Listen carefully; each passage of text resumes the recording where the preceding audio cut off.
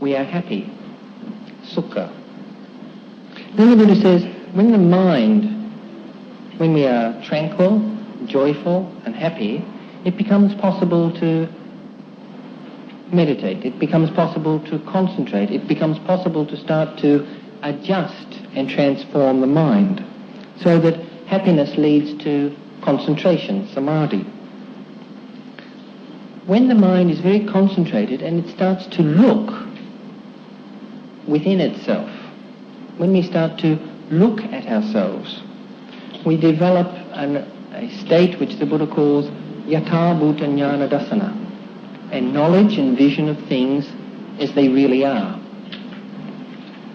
Now, normally when we develop a knowledge and vision of things as they really are, if you've lived through one war and you've been told that that's the war to end all wars, and 6 months later another one breaks out, and if over a period of time you become increasingly disillusioned, depressed and melancholic towards what human beings do to each other, within our society, within families, between nations, when you come to see what the Buddha says is true, that everything is suffering, we start to become very depressed. But if we have the right attitude and we develop yatha bhuta jnana dassana, a knowledge and vision of things as they really are, according to the Buddha, this will lead not to depression, but a state that he calls nibbida. Now, this word is usually translated as loathing or disgust. They're very powerful words. You think of disgust. You get disgusted with yourself, or you get disgusted with other people, or you reach under the hospital bed and you pull out something and you take the lid off it and, feel disgusted. It's a very strong meaning, a very strong word.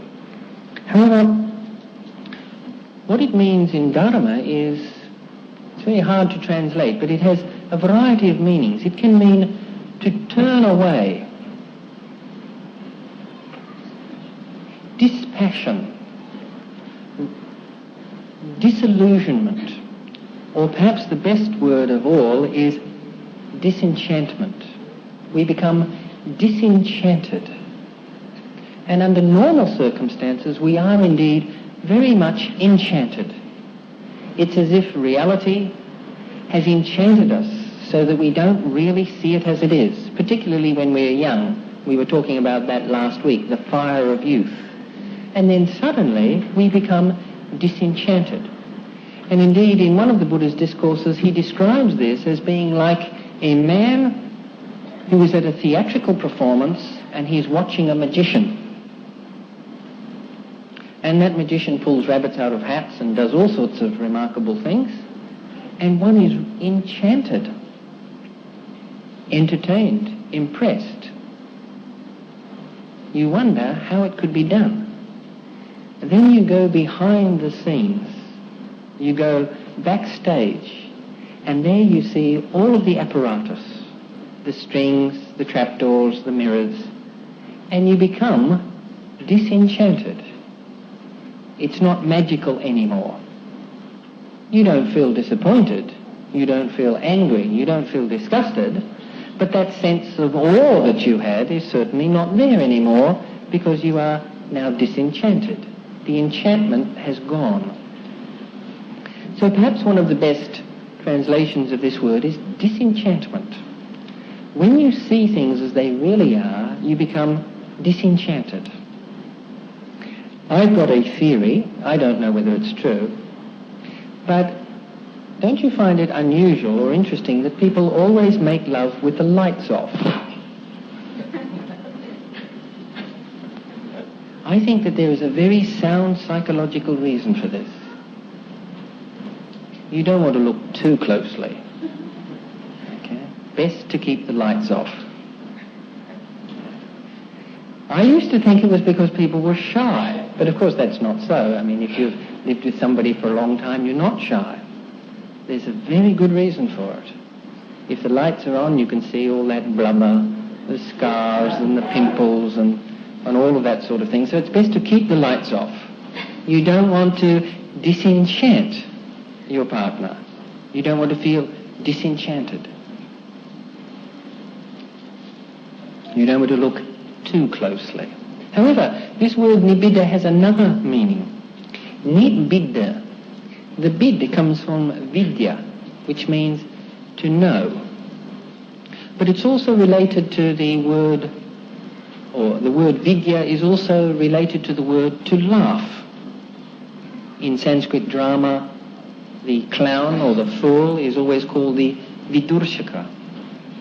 So I think that there may be this second response. It may be that when we look very closely and we see the true nature of reality, on one hand we may become dispassionate. On the other hand, we may suddenly understand that we have been deluded, indeed tricked, for so long that we start to see that the joke's on us, and that it invokes a sense of humour, laughter even. I've said this before, if you tease a child, you close your hand and tease a child with a sweet, and the child tries to catch your hand and you tease him, and eventually you give the child your hand and he opens it and he finds there is no sweet in it. One child will be quite annoyed. Another one may laugh. He will see that the joke's on him. So when we see the real nature of reality, it may not be that we necessarily become depressed or sad or gloomy, but rather that we either become calm with a touch of a sense of humour as well. And when we see the true nature of reality, the next step is viraga. Raga means colour. Viraga means when colour has been, something colourful has been left out in the sun and the colour starts to fade. So the colour goes out of your life. The passion, the strong responses to this enticement, to that enticement, starts to fade away, and one starts to experience that highest of Buddhist qualities, equanimity, in the face of the Ataloka Dhammas, loss and gain, pain and happiness, fame and obscurity. Rather than being elated one minute and depressed the next, we have that equanimity, that stoic calm that is so characteristic of the Buddhas. And then we have what the Buddha calls vimukti, freedom. When we are no longer pulled into, when we no longer react to a reality, rather than become depressed, we become calm and freed. And so, in actual fact, whereas in the case of occasional depression, time heals that. If we are suffering from long-term depression, the best cure for this is the acceptance of reality. Now, most people will only accept death after somebody close to them has died and they've gone through a period of depression. Most people will only accept any of the vicissitudes of life once it has wounded them and they've gone through a period of depression. But if we practice the Dharma genuinely, we have to understand that Dharma is not like a lot of conventional religions which try to convince us that everything's wonderful, that everything's marvellous, that everything will go well, that all we have to do is pray and everything will work out. There are two responses to reality. One is that we can pretend it's different from what it is, and we may be able to keep up that pretense for a long time.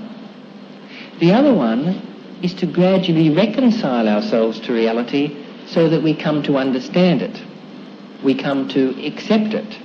And this is the path of peace. This is the path that generally leads to a freedom from depression.